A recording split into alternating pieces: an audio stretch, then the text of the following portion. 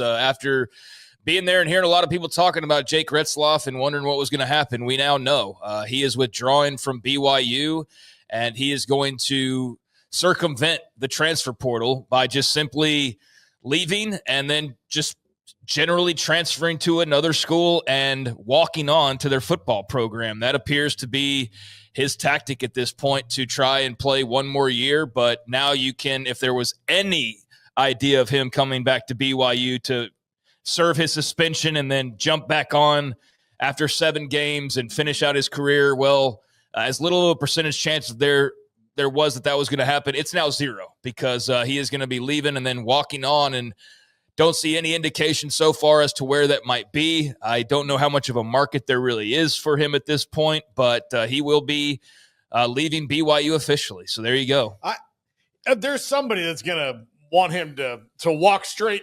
You know, when you say walk on, they want to walk him straight on there.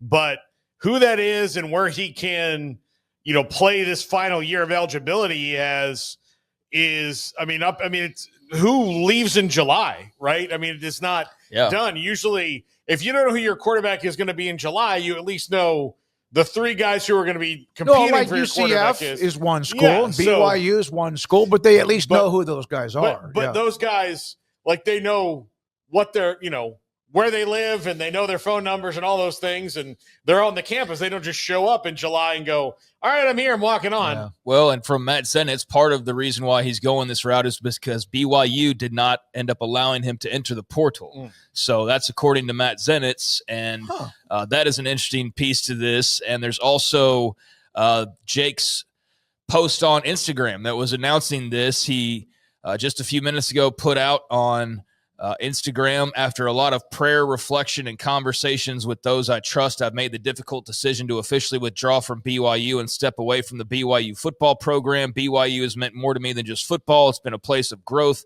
spiritually, mentally, and physically. I'm grateful for every teammate, coach, staff member, and fan who supported me along the way. The relationships and memories I've made in Provo will always be a part of me.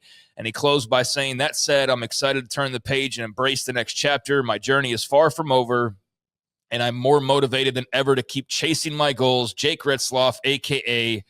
BYU, is how he signed off on that. So